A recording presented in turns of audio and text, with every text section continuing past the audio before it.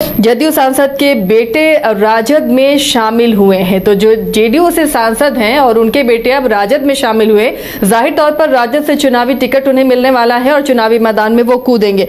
रंजन जी, देखिए, दल बदल का खेल तो शुरू हो जाता है जैसे ही चुनाव आता है। जिन्हें लगता है उनका टिकट कटने वाला है, लेकिन पिता किसी और पार्टी में, बेटा किसी और पार्टी में चुनाव लड़े, तो ये नजारा भी काफी दिलचस्प दिखेगा। ये नजारा बिहार के लोगों ने लोकसभा चुनाव के दौरान भी देखा, जब शांभवी चौधरी के खिलाफ जो है वहां से महेश्वर हजारी के बेटे जो हैं सनी हाजरी, वो वहां से चुनाव लड़े थे। तो एक उसी तरह का नजारा फिर से रिपीट होने की तैयारी में है, क्योंकि जब अभी जो बांका से सांसद हैं गिरधारी यादव, उनके बेटे जब अभी जेडीयू में शामिल हुए हैं, चाणक्य प्रकाश रंजन, तो जब वो शामिल हुए तो तेजस्वी यादव ने उनकी बहुत तारीफ भी की, कहा कि पढ़े लिखे हैं और इसके अलावा ऊर्जावान हैं, विदेश में उनकी पढ़ाई लिखाई हुई है, तो इससे पार्टी में जो है गतिशीलता आएगी, लोगों का एनर्जी लेवल भी बढ़ेगा। तो ये बातें हो रही हैं। हालांकि जो जेडीयू के सांसद हैं गिरधारी यादव, उन्होंने कहा कि वे नीतीश कुमार के साथ हैं, बेटा स्वतंत्र है। ऐसी ही कुछ बातें जो है महेश्वर हाजरी ने भी लोकसभा चुनाव के दौरान कही थी। हालांकि अगर आप देखें तो गिरधारी यादव जो हैं, उनके कुछ पिछले बयान की चर्चा करें तो उन्होंने चुनाव आयोग के फैसलों की आलोचना की थी और उस वक्त भी पार्टी जो है इस पर सख्त रही थी, सो का उस तक की बात आ गई थी। तो वो चीजें पहले से दिखने लगी थी और जो है वो फैसला अंततः जो है शुक्रवार को ले लिया गया। अब वो पार्टी में शामिल हो गए हैं और उनका तो नाम भी चाणक्य है, चाणक्य प्रकाश रंजन उनका नाम है, गिरधारी यादव के बेटे का।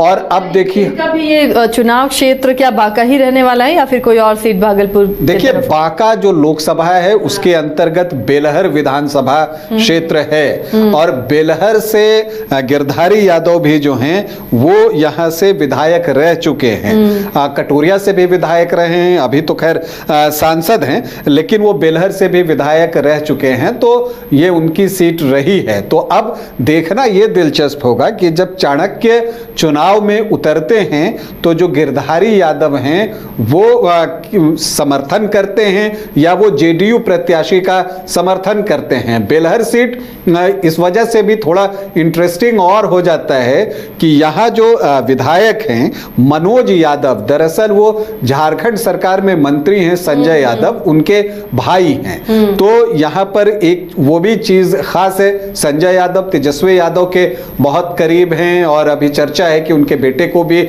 आरजेडी जो है विधानसभा चुनाव में टिकट दे सकती है। तो दूसरी तरफ जो उनके भाई हैं वो नीतीश कुमार के बहुत करीबी हैं और वो जेडीयू के टिकट पर जो है यहां से चुनाव लड़ने की तैयारी में हैं। फिर से पिछला चुनाव उन्होंने यहां जीता था, लेकिन मुकाबला जो है बहुत करीबी हुआ था, सिर्फ 2473 वोटों से वो चुनाव जीते थे।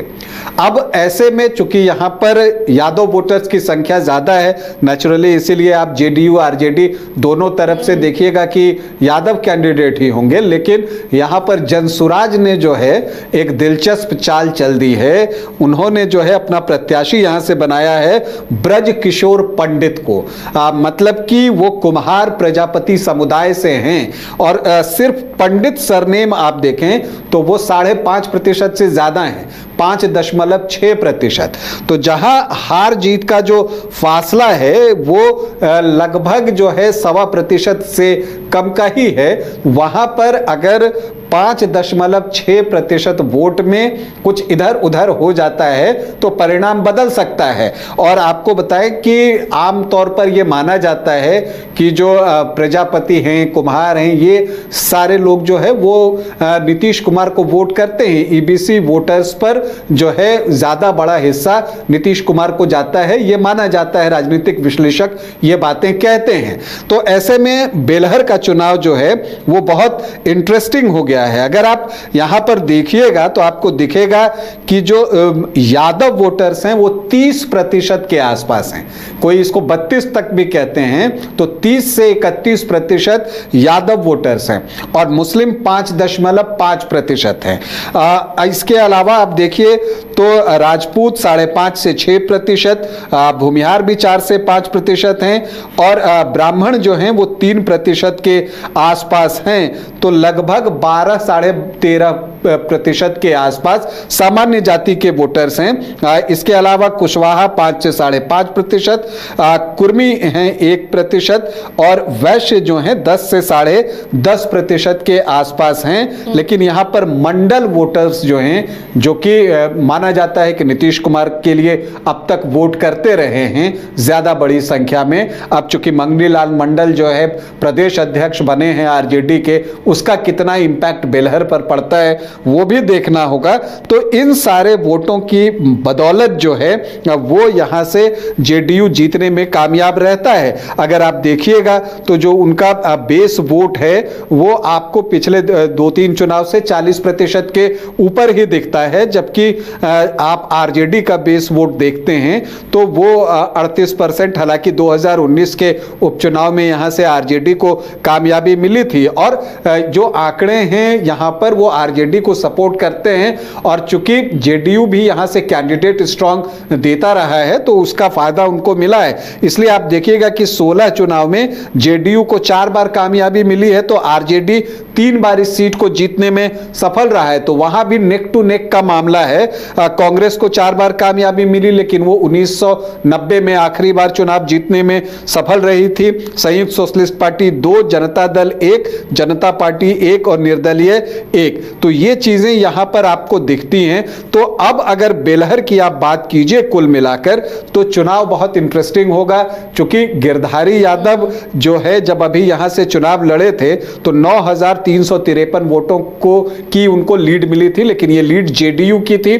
और अभी भी चूंकि गिरधारी यादव ने कहा है कि वो नीतीश कुमार के साथ हैं तो कोई वजह नहीं है कि हम दूसरी चीज माने, लेकिन फिर भी अगर वो उस इंटेंसिटी से नहीं लगते हैं तो मार्जिन यहां बहुत ज्यादा का नहीं है और बहुत क्लोज फाइट जो है हुई है। पिछली बार 2,500 से कम वोट और लोकसभा के चुनाव में भी यहां पर 9,353 वोटों की ही लीड है, क्योंकि गिरधारी यादव के खिलाफ जयप्रकाश नारायण यादव थे। तो यहां पर जो बेलहर में चुनाव होगा वो इस बार बहुत कांटे का होगा और थोड़ा भी इधर उधर अगर कुछ हुआ और जनसुराज प्रत्याशी का प्रदर्शन बहुत मायने रखने जा रहा है कि वो कितने वोट लाता है, क्या वो अपनी जाति के वोट जो है वो लेकर आ जाते हैं या वो किसके वोट कितना काटते हैं।